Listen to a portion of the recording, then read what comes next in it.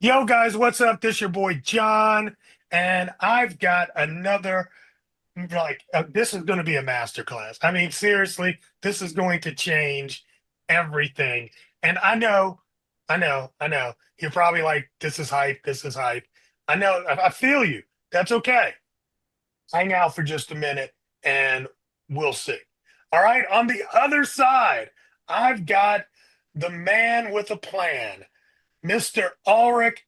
Ulrich, can you tell everybody who you are, what you do, and why we should listen to you? Sure. Thanks a lot for having me, John. So I'm Ulric, the founder of Marblism. Um, Basically, I've been an entrepreneur for my entire life. I started like developing websites, games. I even almost started a French bakery. Um, and so, yeah, I developed like a lot of different businesses. And my last one is here to help other business owners, other entrepreneurs to grow their business, basically. So we provide AI employees um, that do a lot of different things, but we're going to talk about it later. But yeah, to help manage your business, save time, find more customers, and grow your business. That's interesting. You said you've been a entrepreneur. Would you say you were born entrepreneurial or you learned it? Well, I started my first website or like mini startup at like 12 years old. So I guess I was born entrepreneur. That's But I pretty did. awesome. What's funny is that I made all of the, beginners mistakes all entrepreneur do, right? Like I remember with my co-founder, we would spend hours and even days like fighting over the color of our logo, the color of our brand. I made all the worst mistake. Like we spend a year in our cave, like building the product, and then we release it, and then no one wanted it, right? So I made all of the mistakes. And what I love about, 2025 is that there is so much content online about how to execute your vision and how to build a business.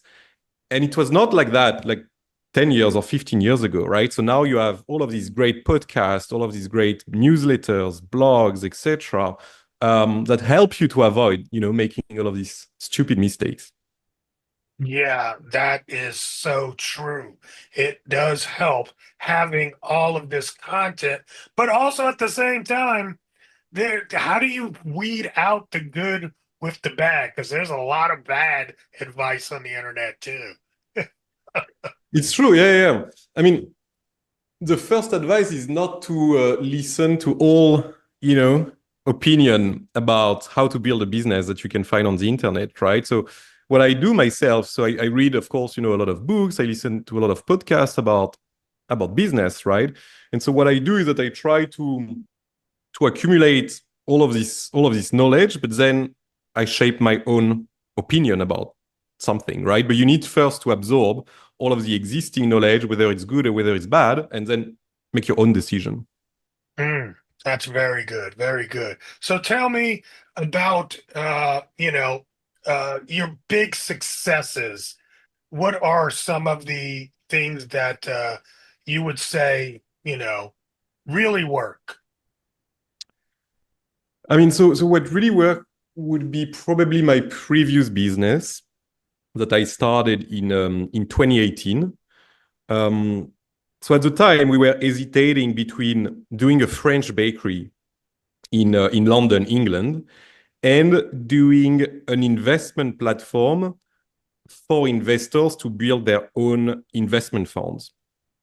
And we were watching like tutorials on YouTube how to make croissant, etc. And I think we could have been a great bakery, but we decided not to do it and to pursue this kind of investment platform because we were, yeah, really passionate about, the investment world.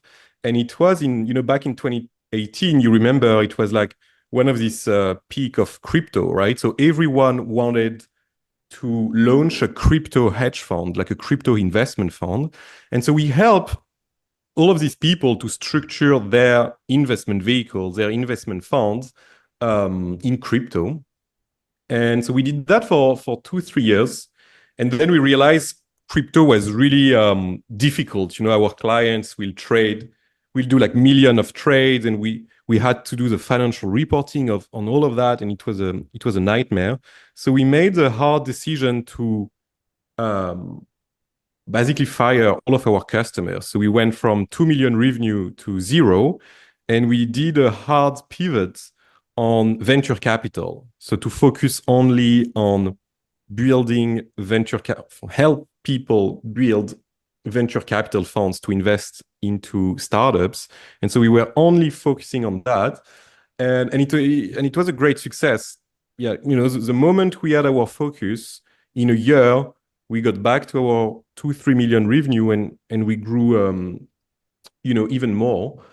And then we were about to raise in 2022 a 20 million fundraise from external investors, and we had an acquisition offer on the table as well from a big company in San Francisco, and we decided to go down the acquisition path. And so yeah, I think it was a good success. We didn't go to the moon, but we did travel a bit. Yeah. Hey, that's really awesome. And now, wait, you said you fired all your clients, 2 million in revenue. Correct. Yeah. Yeah, no, What?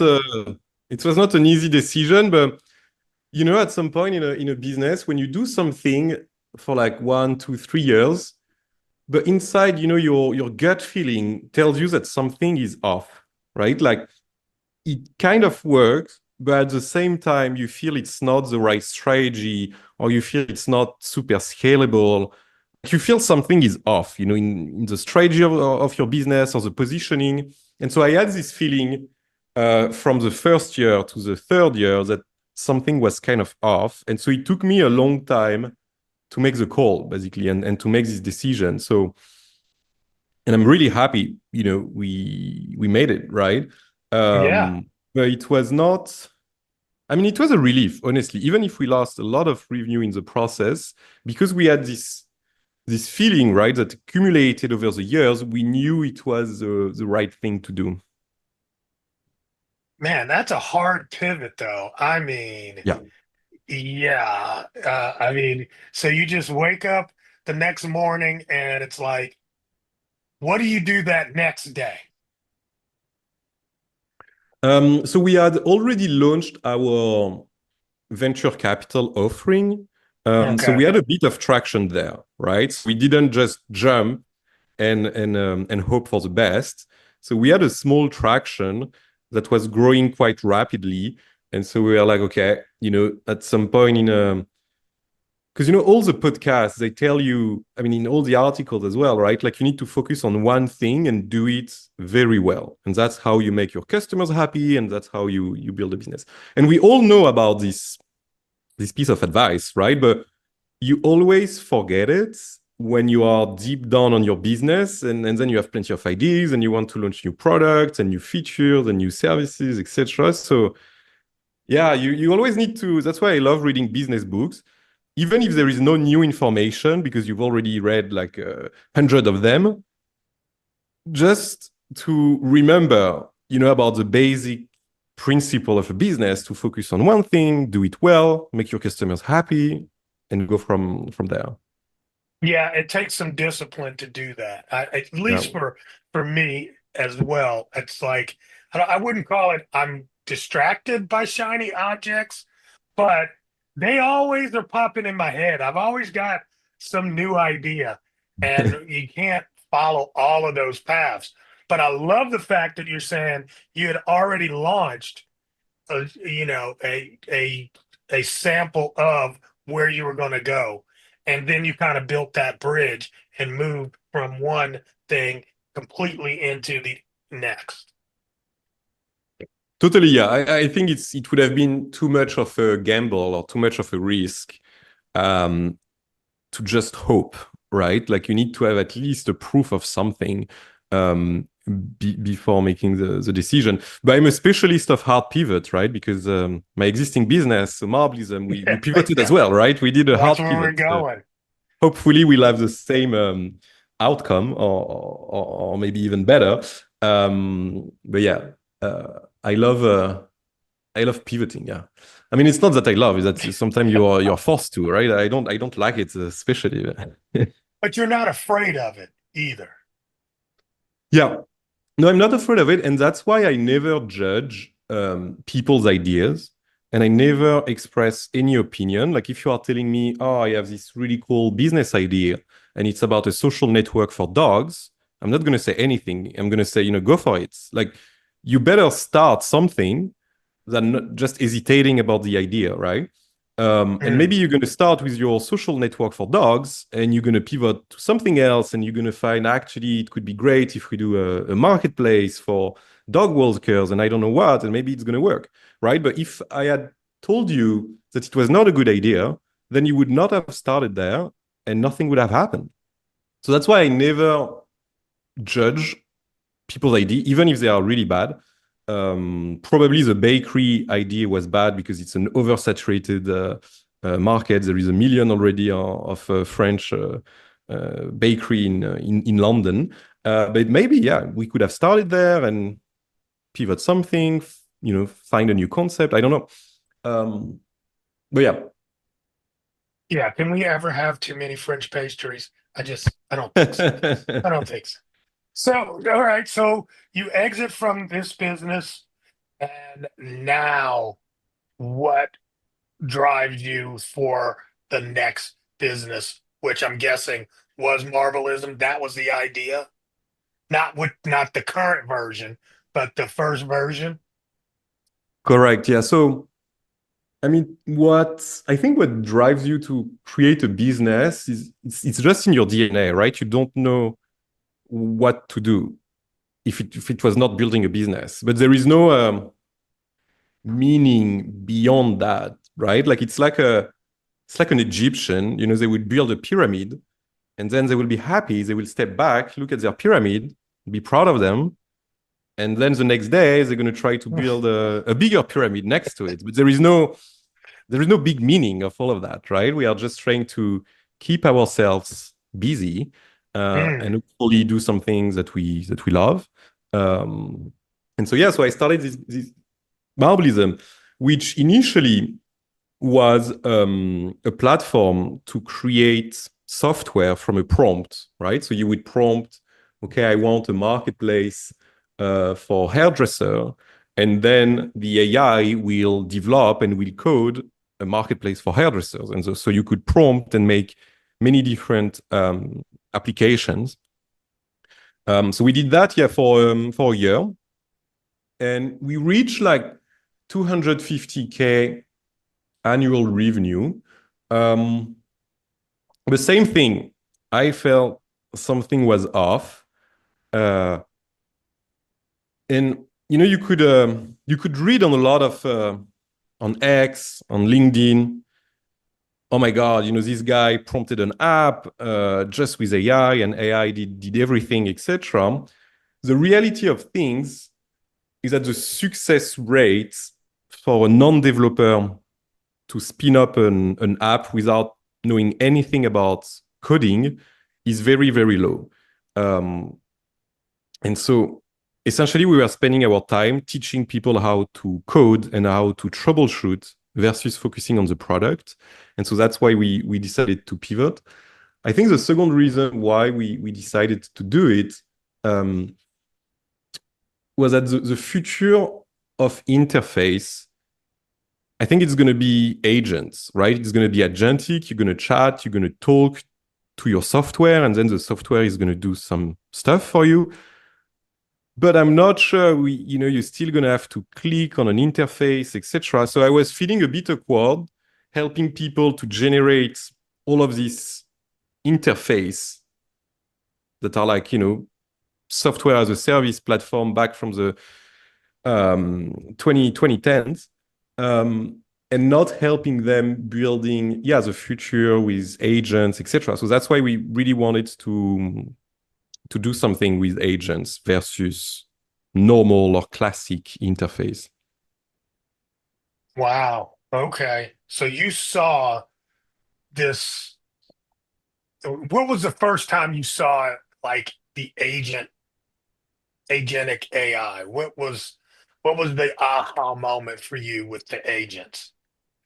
So it's funny, I was in the office and we were playing around with this concept of agents, right? So we decided to create different agents and make them talk to each other like in an iMessage group or a WhatsApp group, right? Where they can all interact with each other. And so I remember we made an agent to write a rap song. And so there was the writer and there was a producer, etc. It was just a fun experiment. And then Uh-huh. we started seeing them like talking to each other. Yeah, let's do this. Let's add more rhythm. And oh, I think you should change like these lyrics, etc. And it was just so cool, right? To see them interacting and talking to each other. They couldn't stop. They couldn't stop talking. That was a big problem initially, actually, that they couldn't stop talking. And so you had like 200, 300 messages and they were trying to do something. But it was a aha moment where I was like, oh, that's cool. That's really cool. And yeah, go ahead. No, so they're all talking to each other, but did they actually make the song? It was just an experiment, so it was not like a song generation software or anything like that. Okay, so it didn't have, it was It was just a just an experiment conversation. to see how they're going to interact or what they can do, etc. But there was this wow factor of like seeing them talking and interacting, like if they were part of a team. And that convinced me that it was the way forward. Um, Hmm. Wow, that's cool. All right, so let's get to Eva. You know, I don't, and there she is. That's my girl right there. She changed my life, right? So let's tell everybody what Marblism is today. Yeah, so essentially today, Marblism is a collection of different AI agents that we call AI employees. So you're going to have Eva that's going to help you with your inbox, right? So she's going to filter your inbox. She's going to prepare draft emails directly in your inbox where you just have to quickly look at it and press send. So basically, before it was taking me like 2, 3 hours to go through my inbox, and now it's only taking me like half an hour. We're gonna have a social media manager that's gonna post on your social media with your tone and your style of writing. We have a blog writer as well to help you rank on Google. We have an AI receptionist that we just added today that's gonna pick up the phone, and we have a sales rep that's gonna find leads. And so we're gonna add more as well this year. But essentially, I design all of these agents based on virtual assistant, on real human assistants I worked with in the past. So at my previous company, I had an executive assistant. She was called Sarah. And I was paying her $2,000 to do exactly that, right? To filter my emails and to prepare draft reply. I had as well a ghostwriter that will publish on my LinkedIn account. And I had a freelance blog writer to publish blog articles on our website. And so I design all of our agents based on how I used to work with these people. Hmm. So we have the same kind of strategy about writing a post where first he will send me ideas, I will review them, and then he will send me back the post and I will approve. And so all of the agents are inspired on how I worked previously with my like real human assistant team. That's maybe that's what it is that just clicked for me as well. Mm. This is the same stuff that I would have, my VAs do. Um, and I remember having a meeting with my VAs about uh, like 18 months ago, right? And I sat down with them. I was like, guys, you have got to really understand this AI thing, the Mm. shift, something about it. And uh, so I gave them tools to have them or to help them really do better with getting my style, my tone, and all of that. And now to come into Marblism and just from the jump be able to talk to these agents pretty much the same way I talk to my VAs was like shocking, Mm. eye-opening, and I don't know why.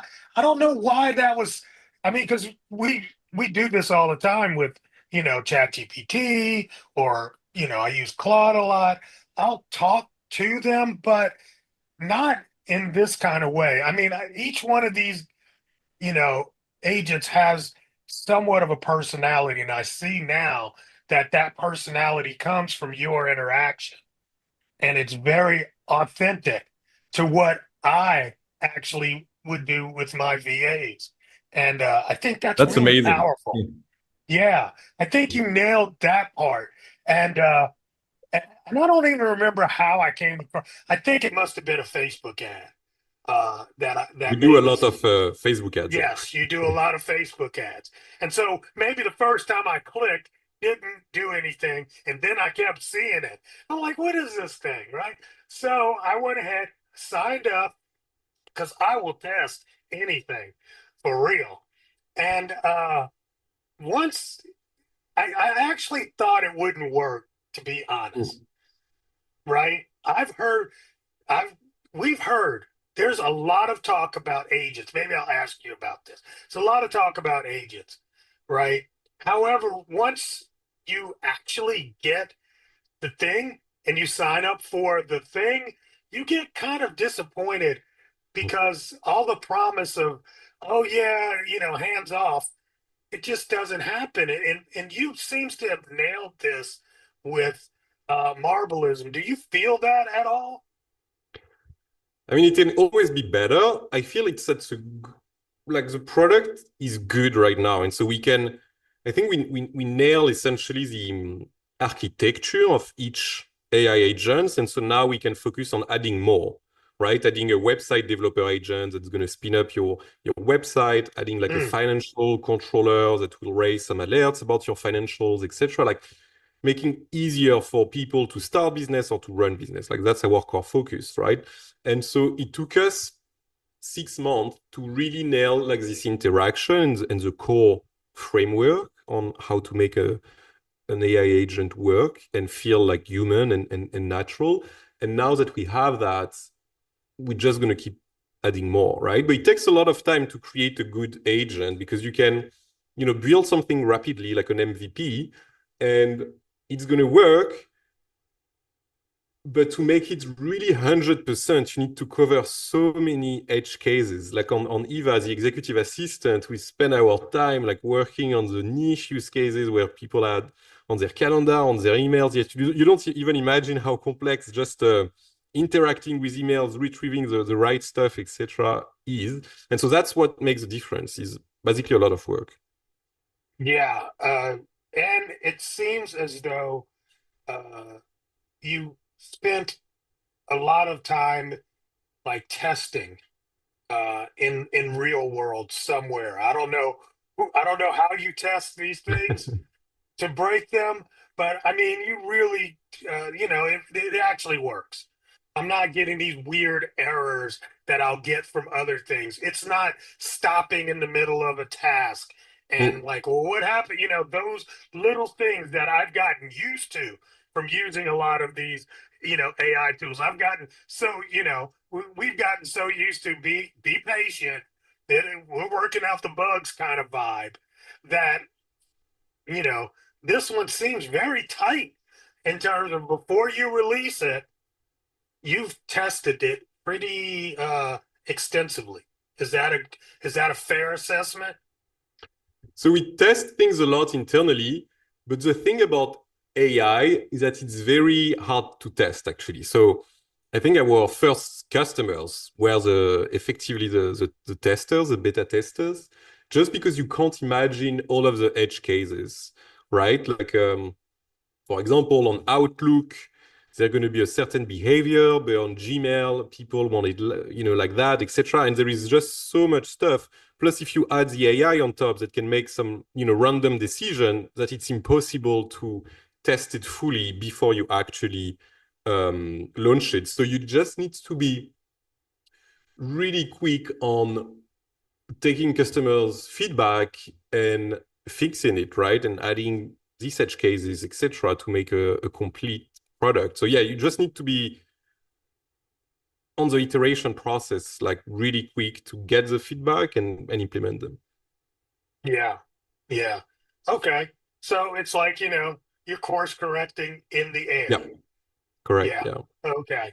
And it definitely it keeps getting better and better. What's the roadmap look like? I mean, what ultimately, where do you see this, going? So we want to add note taker to Eva so that she can record, like a note taker AI, right? Where she records a meeting and then you get the transcript.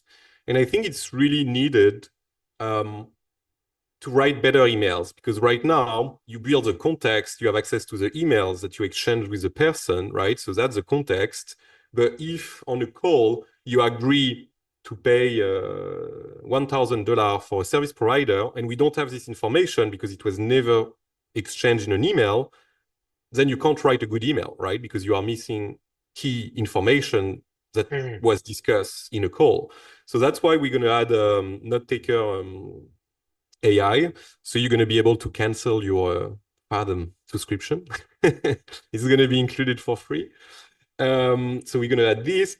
We're going to add a website builder as well that spin up a completely Yes. customized WordPress. So that's going to be key as well to unlock, Wow. more agents. Um, and so that's the immediate roadmap. And then I think I want to make it easier to start a business, because right now our target audience, our target customers, is more people who already have a business and that want to get more efficient running it and get more customers and grow it, etc. But I think there is a huge market in helping people to start a business, and that can be frightening, right? You need to register a company, you need to open a bank account, you have like hundreds of like micro steps that are not clear. And so I really want to do something on that front. Yeah. Man. Yeah. Yeah, you're right. That and I think again, just because of the world we're embarking on, uh, starting your own business is not necessarily going to be that, you know, nuanced anymore. I think we're going to a world where, you know, uh, most people will be starting at least a side hustle, you know. Definitely. No, that's what I really believe. And there is a lot of businesses that can't be replaced by AI, right? Like if you think Hmm. about it, like services, local businesses, etc.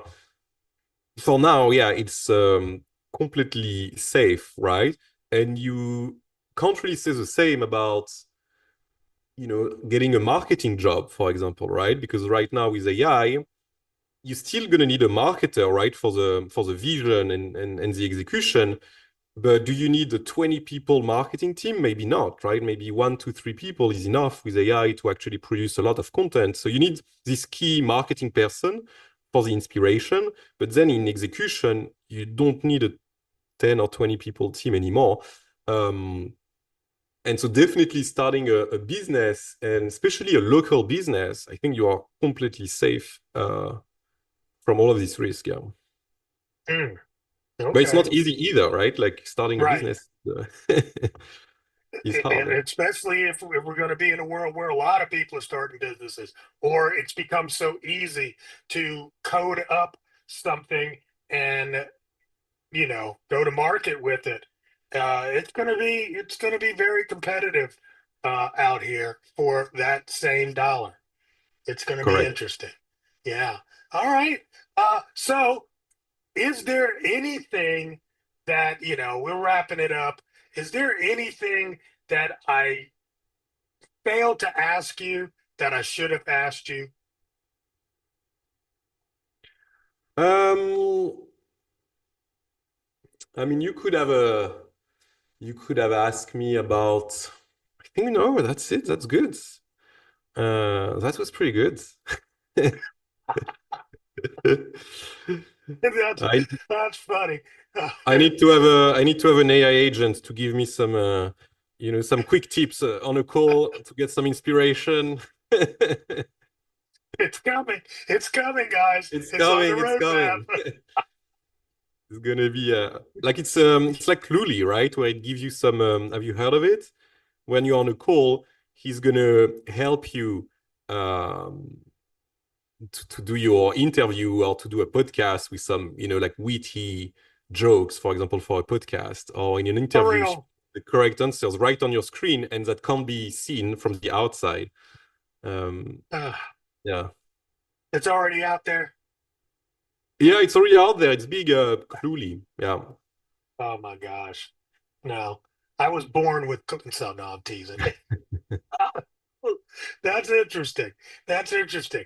I really appreciate your time. I know you're a busy man, and I really appreciate the tool. I absolutely am saving hours, multiple hours every week now. And for me, the top three things, Eva, she's my fave simply because she got me out of the email hell that I used to have to go through every day. That's just an everyday thing. And to be able to have Sunny doing the social work and Penny doing my blog writing, that's fantastic. I'm still working on Stan. I got to figure out exactly how I want to. It's like I don't want to execute him until I'm ready to really execute what he's doing. I just onboarded Rachel this morning, like Good. 5 minutes ago, and she took a call and put it on my calendar. That's That's crazy. amazing. Yes, absolutely amazing. It works. I like the sounds in the background where it sounds like she's in an office. It's just, Oh, you notice you're it. That's good. oh yeah. Oh, like I said, I'm a dude. I got it Yeah, all. I interrupted her several yeah. times to see how she would respond. Very quick, responsive. It just really, again, a very, very well put together tool. Guys, you've got to check out Marblism at marblism.com. That's marblism.com. Use the code John, moi, when you get over there, because that's going to save you 25% on any plan that you get. So do that. Ulrich, thank you so much, bro. Thanks a You lot, got any John. last words before we get out of here? No, let's go AI, huh? AI is transforming the world, so we better get on it. We better get on it, man. And let me ask you this. Is it going to, how much of the workforce that we have currently do you think it would replace? AI. Yes. Um, I think a good 10 to 30% over the next 10 years. I Wow. don't think it's gonna replace like 80%, right? Because most of the impacted jobs are gonna be office, right? Like knowledge workers, office, in the office when you're working in front of a computer. But I Hmm. don't see replacing like 50, 60, more than that. Um, so yeah, 10, 30% is my guess. That's a good guess. That's a good guess. Because people used to ask me, I did e-commerce was my Yeah. thing. And they used to always ask me about, e-commerce shopping. I'm like, if it gets to 50%, that's going to be the high water mark. Oh, yeah, It's yeah. just, you know, it's just I feel the same way about that. It's like it's never going to get like everybody's buying online. Uh, I don't see it because that's part of what we like to do as humans is go in, touch things. Most humans, I don't like it. I will order 100% online, but that's not everybody. So because it's like, now yeah, e-commerce is more than 50% versus retail. somewhat Yeah. during the holidays, yes. Yeah. Okay. That's During the insane. Yeah. Yeah. holidays, Yeah. it does get crazy. But no, it's not. It's not even, I think it's still maybe 24% around Yeah. there, just overall. So, yes, during the holidays, a lot because, hey, people wait to the last minute to buy. And so convenience True. rules. But overall, throughout the year, people still go into stores, even after everything that we had go on with COVID. So it's pretty crazy. Pretty crazy. All right. This is it for now, guys. You got what you came for. I know it. So go out there, test it, check it out. Money back guarantee if you don't like it. Who cares? No risk. All right. So we're out of here for now, guys. Peace.